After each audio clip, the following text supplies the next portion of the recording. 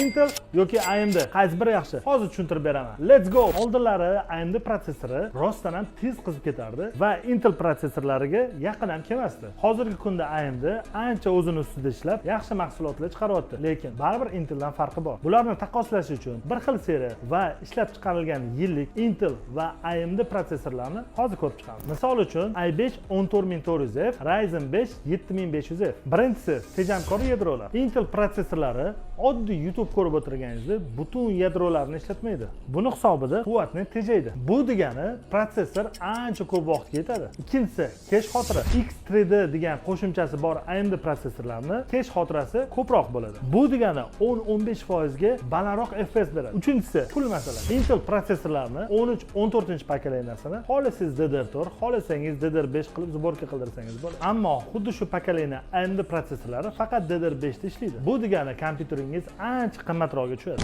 $100 pulingiz bor. AMD protsessor yoki Intel qaysi birini olgan bo'lardingiz? Kommentariyada yozib qoldiring.